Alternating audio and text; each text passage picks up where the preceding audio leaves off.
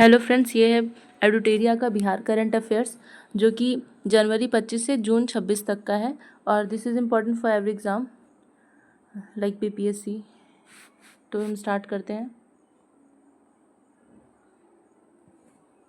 हाल ही में बिहार के भागलपुर जिले के पीरपैंती और कहलगांव स्थित 6 प्रमुख जो कोल ब्लॉक्स हैं वहाँ से कोयला निकालने की मतलब माइनिंग कंपनियों की अरुचि के बाद अब यहाँ के प्रशासन ने सोचा है कि पारंपरिक कोयला खनन की बजाय कोल बेड मीथेन गैस निकालने पे संभावनाओं पे सोच रहे हैं। ठीक है, कि कोयला निकालने की बजाय हम वहाँ से क्या करें, कोल बेड मीथेन गैस निकालें। कहाँ पे? तो ये है भागलपुर के पीरपैंती और कहलगांव में। ठीक, दूसरा जो नेता प्रतिपक्ष हैं तेजस्वी यादव, उन्होंने जो आकस्मिक निधि से सुरक्षा पेंशन भुगतान के लिए 3662 करोड़ रुपए निकालने की आलोचना की है। ठीक है, जो विकसित भारत रोजगार और आजीविका मिशन ग्रामीण जो है VBG रामजी, इसके तहत बिहार के लिए कितना, तो 6715 करोड़ रुपए का अंतरिम बजट आवंटित किया गया है। तो ये क्या था VBG रामजी, तो 125 दिन की महत्वाकांक्षी ग्रामीण रोजगार योजना को सुचारू रूप से लागू करने के लिए राज्य सरकार ने अकुशल मजदूरी मद से लगभग 1890 करोड़ रुपए का प्रावधान किया है। यह 1 जुलाई 2026 से पूरे देश में क्या हो रही है, पूरे बिहार में, पूरे देश में लागू होगी 1 जुलाई से। बिहार पहला राज्य बन गया जहां ग्रामीण महिलाओं यानी जीविका दीदियों को भी इस योजना में शामिल कर रोजगार और आय के अवसर प्रदान किए जा रहे हैं। ठीक है, और 1 जुलाई से पूरे देश में लागू हुआ। हाल ही में नाबार्ड और बिहार सरकार के संयुक्त प्रयास से राज्य की 3 विशिष्ट और प्राचीन कलाओं को प्रतिष्ठित GI टैग प्रदान किया गया। ठीक है, नाबार्ड और बिहार सरकार कौन कौन है, तो नालंदा की 52 बूटी साड़ी है, गया का पत्थर कट्टी स्टोन क्राफ्ट है और भोजपुर का पीढ़िया पेंटिंग है। ओके, तो ये नालंदा का जो 52 बूटी साड़ी एवं फैब्रिक एक अत्यंत प्राचीन और बारीक हथकरघा बुनाई कला है। इसमें सूती या तसर सिल्कों के कपड़ों पर हाथ से 52 अलग अलग बूटियां उकेरी जाती हैं, मतलब बूटियां आकृति। इन आकृतियों में मुख्य रूप से बौद्ध धर्म और स्थानीय संस्कृति के प्रतीक जैसे कमल, बोधि वृक्ष और शंख आदि शामिल होते हैं। इसका प्रमुख केंद्र जो है वो नालंदा जिला का बसावन बिगहा गांव है। इस कला को पहचान दिलाने वाले बुनकर कपिल देव प्रसाद को पद्मश्री से भी सम्मानित किया गया है। ठीक है, कपिल देव प्रसाद किस कला से रिलेटेड है, तो 52 बूटी। और गया जी का जो पत्थर कट्टी स्टोन क्राफ्ट है, ये काले ग्रेनाइट पत्थर पर किया जाने वाला एक हस्तशिल्प कला है जिसका इतिहास लगभग 300 साल पुराना माना जाता है। गया जिले के पत्थरकट्टी गांव में इस कला का प्रमुख केंद्र है। और इसके साथ ही पीढ़िया जो पेंटिंग है भोजपुर की, तो उसके आसपास के क्षेत्रों में प्रचलित एक अनूठी लोक कला चित्रकारी है। इस चित्रकला का संरक्षण मुख्य रूप से ग्रामीण महिलाओं द्वारा दीवारों पर किया जाता है। ओके, अब देखिए अमूल डेयरी पटना के फतुहा में 13 एकड़ जमीन पर 200 एकड़ का निवेश कर आधुनिक डेयरी प्रसंस्करण की इकाई लगा रहे हैं। कौन? अमूल डेयरी पटना। कहाँ पे? फतुहा में। हाल ही में जारी IIRF रैंकिंग 2026 के अनुसार IIT पटना की इंजीनियर्स कैटेगरी में राष्ट्रीय स्तर पर 9वीं रैंक हासिल की, जबकि पिछले साल ये 10वीं रैंक पे थे। कौन? IIT पटना।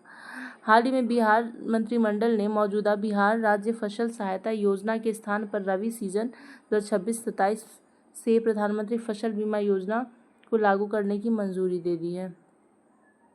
यह योजना के तहत किसानों को कुल प्रीमियम का केवल एक हिस्सा देना होता है, खरीफ के लिए 1.5 और रबी के लिए 2, और साग सब्जी और कमर्शियल क्रॉप के लिए 5% प्रीमियम देना होगा। बाकी राशि केंद्र और राज्य सरकार मिलाकर देंगी। ठीक है, प्रधानमंत्री फसल बीमा योजना को लागू करने की मंजूरी दे दी। और ये इसका क्या है कि खरीफ के लिए 1.5%, रबी के लिए 2% और कमर्शियल क्रॉप के लिए 5% प्रीमियम देना होता है। बीमा कराना किसानों के लिए अनिवार्य नहीं होता। ठीक है, बिहार में मछली उत्पादन वित्तीय 25-26 में 10.28 लाख टन तक पहुंच गया, जो 9.96 था पिछले साल, उससे अधिक है। मतलब मछली उत्पादन बिहार में बढ़ा है। बिहार देश में चौथे सबसे बड़े अंतर्देशीय मछली उत्पादक राज्य बन गया, मतलब चौथा राज्य है भारत में जहाँ पे ज़्यादा मछली उत्पादन होता है, सबसे बड़ा। और उत्पादन में वृद्धि के बावजूद राज्य की कुल वार्षिक मांग 2.9 लाख टन की तुलना में अभी भी 2.5 लाख टन कम है।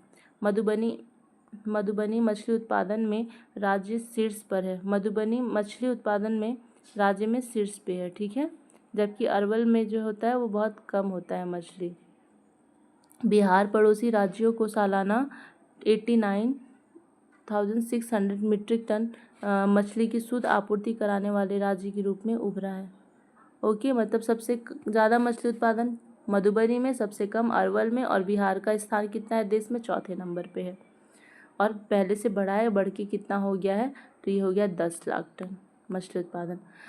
भारत मौसम विज्ञान विभाग दरभंगा, ठीक है, में बिहार का पहला सी बैड डॉपलर वेदर रडार स्थापित करेगा। कौन? तो भारत मौसम विभाग कहाँ पे? दरभंगा में। क्या करेगा? बिहार का पहला सी बैड डॉपलर वेदर रडार स्थापित करेगा, जिसके लिए ललित नारायण मिथिला यूनिवर्सिटी द्वारा मौसम विज्ञान विभाग को जमीन उपलब्ध कराई जाएगी। LNMU जो है वो उपलब्ध कराएगा। केंद्र सरकार लगभग 340 करोड़ रुपए की अनुमानित लागत से कुल 14 डॉपलर लगा रही है, जिसमें दरभंगा भी एक है। ओके, यह उत्तर बिहार में सटीक मौसम पूर्वानुमान और भारत नेपाल सीमा पर मौसम की निगरानी में एक अहम कड़ी साबित होगा। ओके, इसके बाद मुख्यमंत्री सम्राट चौधरी ने बिहार में अंतर्राष्ट्रीय खेलों के लिए ओलंपिक स्तरीय सुविधा विकसित करने की घोषणा की है। इसके साथ ही और घोषणाएं क्या है कि बिहार के सभी प्रखंड में बन रहे आउटडोर स्टेडियम का संचालन रखरखाव PPP मॉडल पे के तहत किया जाएगा। राजगीर स्थित अंतर्राष्ट्रीय क्रिकेट स्टेडियम और स्पोर्ट्स कॉम्प्लेक्स का निर्माण 31 दिसंबर 2026 तक पूरा करने का लक्ष्य रखा गया है।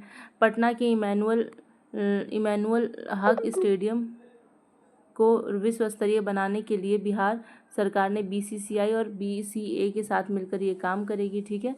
मतलब कि क्या करेगी यहाँ पे? राजगीर स्थित अंतर्राष्ट्रीय क्रिकेट स्टेडियम और कॉम्प्लेक्स का निर्माण ये बोल रहे हैं कि दिसंबर 26 तक पूरा कर लेंगे, ठीक है। और इमैनुअल हक जो है उसको भी एक विश्व स्तरीय क्रिकेट स्टेडियम बनाएंगे। इसके बाद पटना के पुनपुन प्रखंड के डुमरी में एक अंतर्राष्ट्रीय स्तर का खेल परिसर विकसित किया जाएगा, पटना में ही पुनपुन प्रखंड में। इसके बाद बिहार में खेल संस्कृति को बढ़ावा देने के लिए पंचायत स्तर पर पंचायत खेल क्लब का गठन किया जाएगा, जिससे खेल उत्सव होंगे और खेल उत्सव किया जाएगा। बिहार सरकार खिलाड़ियों को आगे बढ़ाने के लिए मेडल लाओ नौकरी पाओ योजना के तहत सीधे नौकरी और पुरस्कार देगी, ठीक है। तो और फिर दूसरा, हाल ही में बिहार में स्टार्टअप इकोसिस्टम को वित्तीय मजबूती और डिजिटल समाधान उपलब्ध कराने के लिए स्टार्टअप बिहार के तहत उद्योग विभाग और रोजर पेराइज के बीच एक रणनीतिक MOU पर हस्ताक्षर किए गए हैं, ठीक है। बिहार में स्टार्टअप इकोसिस्टम को वित्तीय मजबूती प्रदान करने के लिए, साथ ही उद्यमियों के लिए AI क्षमता निर्माण कार्यशाला का आयोजन किया गया और योजनाओं की रैंकिंग में सिवान, रोहतास एवं समस्तीपुर टॉप पर है। विनिर्माण क्षेत्र में प्रथम पुरस्कार मुजफ्फरपुर के यूनिक फूड्स को मिला। हाल ही में कृषि मंत्री विजय सिन्हा ने पटना बामेती में शारदीय यानी खरीफ महाअभियान 2026 का शुभारंभ किया गया। कहाँ पे? पटना में। क्या? कृषि मंत्री विजय कुमार सिन्हा ने इसके तहत खेत बचाओ अभियान के माध्यम से मिट्टी की उर्वरता बढ़ाने और प्राकृतिक खेती को प्रोत्साहित करने का कार्य किया गया। लखनऊ के बीरबल साहनी पुरा विज्ञानी संस्थान के वैज्ञानिकों ने बिहार के मुंगेर स्थित ITC परिसर में 700 साल पुराना वट वृक्ष मिला। किनको मिला? लखनऊ के बीरबल साहनी पुरा विज्ञान संस्थान के वैज्ञानिकों ने बिहार के मुंगेर में स्थित ICT परिसर में 700 साल पुराना वट वृक्ष मिला, जिसकी कार्बन डेटिंग द्वारा पुष्टि के बाद दुनिया का सबसे पुराना जीवित वट वृक्ष माना जा रहा है। कहाँ पे? ये अपने मुंगेर में। ओके, बिहार में दुग्ध उपलब्धता एवं उत्पादन। देखो बिहार में क्या हुआ है कि 2024-25 में प्रति व्यक्ति रोजाना दूध की उपलब्धता जो है वो 285 ग्राम है, जो 2024-25 के राष्ट्रीय औसत यानी कि हमारा राष्ट्रीय औसत कितना है? 485 ग्राम है, से 200 ग्राम कम ही है। ओके, बिहार में सर्वाधिक जो गाय के दूध का उत्पादन करने वाला जो राज्य है वो है अपना जिला है जो है पटना, समस्तीपुर और बेगूसराय। गाय का दूध देश में प्रति व्यक्ति दूध उपलब्धता में पंजाब जो है वो शीर्ष पर है। ओके, और उत्तर प्रदेश जो है वो, जबकि वार्षिक दूध उत्पादन में देखा जाए तो उत्तर प्रदेश है, लेकिन प्रति व्यक्ति में पंजाब है। भारत वैश्विक स्तर पर दूध उत्पादन में पहले स्थान पे है, ठीक है। और बिहार में कितना था, 200 के करीब था, 200 ग्राम था। और राष्ट्रीय हमारा औसत कितना है, 485 है। इसके बाद नेक्स्ट देख लेते हैं। स्वच्छता सर्वेक्षण 25-26 के अंतर्गत आम जनता से सफाई व्यवस्था पर ऑनलाइन फीडबैक लेने के मामले में पटना देश भर में तीसरे स्थान पे है। ओके, इस सूची में लखनऊ पहले और इंदौर दूसरे स्थान पे है। बिहार में राष्ट्रीय राजमार्गों का उन्नयन यानी अपग्रेडेशन परियोजना के तहत केंद्रीय मंत्रिमंडल ने बिहार में क्या NH-31 और NH-231 के खगड़िया पूर्णिया खंड को 4 लेन विकसित करने की मंजूरी दे दी है। किसके तहत? राजमार्गों का उन्नयन परियोजना के तहत। ओके, नेक्स्ट, बिहार को औद्योगिक हब बनाने के लिए राज्य सरकार ने 11 मेगा इंडस्ट्रियल पार्क और सभी 38 जिलों में फूड पार्क स्थापित करने का बड़ा फैसला किया है। किसने? बिहार को औद्योगिक हब बनाने के लिए 11 मेगा इंडस्ट्रियल पार्क और 38 जिलों में मेगा फूड पार्क स्थापित करेंगे। इस मेगा औद्योगिक क्रांति को जमीन पर उतारने के लिए सरकार 50,000 एकड़ लैंड बैंक भी तैयार कर रही है। बिहार के राज्यपाल सह कुलाधिपति लेफ्टिनेंट जनरल सेवानिवृत्त है ये कौन? सैयद अता हसनैन को बिहार विश्वविद्यालयों में राष्ट्रीय सेवा योजना के नए स्नातक स्तरीय पाठ्यक्रम को इन्होंने मंजूरी दे दी है। जो NEP था के अनुरूप यह पाठ्यक्रम 4 वर्षीय स्नातक कोर्स और चौथे सेमेस्टर में अनिवार्य योग्यता संवर्धन पाठ्यक्रम के तहत लागू होगा। इसका मुख्य उद्देश्य क्या है? छात्रों को अकादमिक शिक्षा के साथ सामाजिक जिम्मेदारियों के प्रति भी जागरूक बनाना है। ओके, बिहार राज्य महिला आयोग के सुनवाई और मामले के त्वरित निपटान में देश भर में अव्वल स्थान पे है अपना बिहार। किसमें? केस सुनवाई और मामलों के त्वरित निपटान में, ठीक है। One state one global destination योजना के तहत गयाजी को एक अंतर्राष्ट्रीय सांस्कृतिक और आध्यात्मिक केंद्र के रूप में विकसित किया जाएगा। इस पहल के तहत विष्णुपद जो कॉरिडोर है और महाबोधि कॉरिडोर के निर्माण की मंजूरी दी गई है। गयाजी में अत्याधुनिक म्यूजियम और बोधगया में प्रतिष्ठित स्मारकों की सौर ऊर्जा से संचालित प्रतिकृतियों वाला एक पर्यावरण अनुकूल थीम पार्क 7 वंडर्स भी यहाँ पे विकसित किया जाएगा, ठीक है। बिहार के बच्चों के पोषण स्तर और शुरुआती शिक्षा को मजबूत करने के लिए राज्य के स्वीकृत 11,529 सक्षम आंगनबाड़ी केंद्रों में से 10,000 केंद्रों पर पोषण वाटिका स्थापित की जाएगी ताकि पोषण स्तर में सुधार हो सके। तो यहाँ पे आंगनबाड़ी केंद्रों पे पोषण वाटिकाएं स्थापित की जाएंगी। बिहार में वर्तमान में फार्मर रजिस्ट्री और एग्री स्टैक योजना मिशन मोड पर चलाई जा रही है, ठीक है। फार्मर रजिस्ट्री और एग्री स्टैक योजना, जिसके तहत राज्य के लाखों किसानों को डिजिटल ID से जोड़ा जाएगा। ऑलराइट, जून 2026 में संपन्न हुए बिहार विधान परिषद द्विवार्षिक चुनाव और उपचुनाव में सभी 10 उम्मीदवार निर्विरोध निर्वाचित हुए हैं। जो विधान परिषद चुनाव हुआ, बिहार विधान परिषद का द्विवार्षिक चुनाव हुआ, उसमें जो 10 उम्मीदवार हैं वो निर्विरोध निर्वाचित हुए। चुनाव का परिणाम और सीटों का विवरण यहाँ दिया गया, देख लेते हैं हम लोग। उससे पहले हम आपको बता दें बिहार विधानसभा में टोटल 75 सीट्स हैं, जिसमें कि 1/3, 1/3, 1/6, 1/12, 1/12 ऐसे करके निर्वाचित होते हैं, जिसमें कि 1/6 जो होता है वो राज्यपाल द्वारा होता है, बाकी सब स्नातक द्वारा, शिक्षकों द्वारा और पंचायत और नगर निकाय के सदस्यों द्वारा होता है। इसके बाद देख लेते हैं तो क्या हुआ यहाँ पे कि भारतीय जनता पार्टी भाजपा जो है 4 नए सदस्यों कौन कौन? संजय मयूख, पवन सिंह, अनिल कुमार ठाकुर, शीला पंडित के जीत के साथ ही उच्च सदन में भाजपा अब 26 MLC के साथ सबसे बड़ी पार्टी है। मतलब कि विधान परिषद में इनके 26 MLC हैं, जिसमें से कि अभी 4 MLC बने हैं भाजपा के। इसके बाद जनता दल के 4 यानी जेडीयू के। तो उनमें से एक है अपने निशांत कुमार, भारती मेहता, शिवरानी देवी, ललन प्रसाद। और इनके पास जेडीयू के पास हो गए 20, मतलब कि भाजपा के पास 26, जेडीयू के पास 20, तो 46 हुआ। फिर एनडीए के पास लोजपा अन्य एनडीए लोजपा से अशरफ अंसारी भी जीत दर्ज किए हैं और पार्टी के गठन के बाद उच्च सदन में पहुंचने वाले पहले सदस्य बन गए। विपक्ष में कौन रहे? राजद से कौन रहे? सुनील कुमार विजयी रहे। ठीक है, तो अभी जो संपन्न हुआ बिहार विधानसभा, इसमें टोटल 10 निर्विरोध जो निर्वाचित हुए हैं और इनमें से 4 8 और एक हो गई ये अशरफ अंसारी 8 9 और एक हो गए सुनील कुमार 10। अब देखिए, बिहार के नालंदा विश्वविद्यालय और मंगोलिया के प्रमुख संस्थानों के बीच जून 2026 में 2 महत्वपूर्ण समझौता ज्ञापन पर हस्ताक्षर किया गया। इसका उद्देश्य बौद्ध विरासत को सहेजना और दोनों के बीच शैक्षणिक और सांस्कृतिक संबंध को मजबूत करना।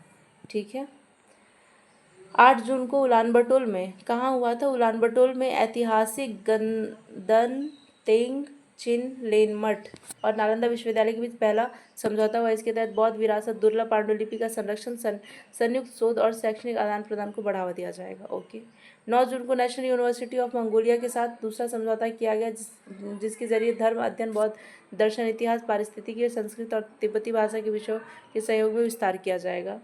नेक्स्ट, वन सर्वेक्षण द्वारा जारी अत्यंत सघन वन श्रेणी में बिहार के अंतर्गत पश्चिमी चंपारण जिले का शीर्ष स्थान प्राप्त हुआ है। किसमें? अत्यंत सघन वन की श्रेणी में। कहाँ पे? अपने पश्चिम चंपारण है यहाँ वाला। ठीक है, यहाँ पे जिले में पहला है इसको।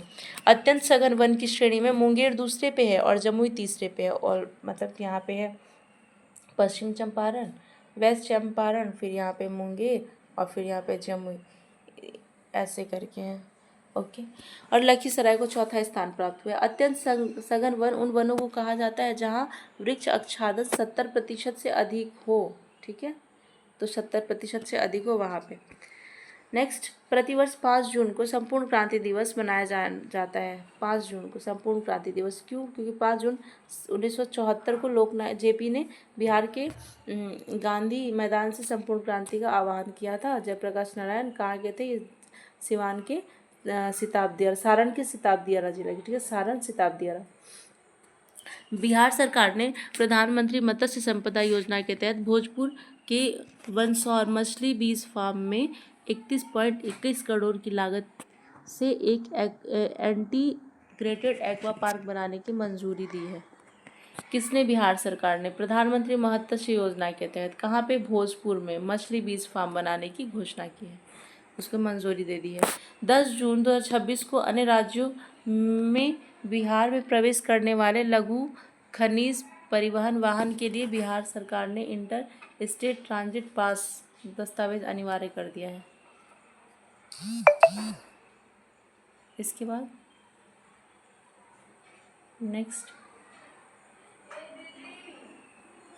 6 जून 2026 को पटना के ग्रैंड ट्रक रोड इनिशिएटिव 6.0 का आयोजन किया गया और इसका क्या थीम था? मनी मार्केट और मोमेंटम था। ठीक है, अगला, भारत सरकार और राज्य सरकार द्वारा बिहार में चमड़ा उद्योग को बढ़ावा देने के लिए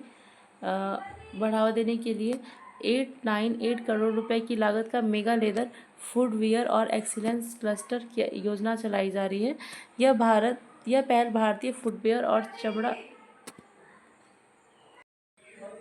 चमड़ा विकास कार्यक्रम के तहत क्रियान्वित की जा रही है। ओके, मतलब बिहार में इन परियोजनाओं का 2 प्रमुख स्थानों पर विकास हो रहा है। कहाँ पे? तो एक हो रहा है स्थान मैलवा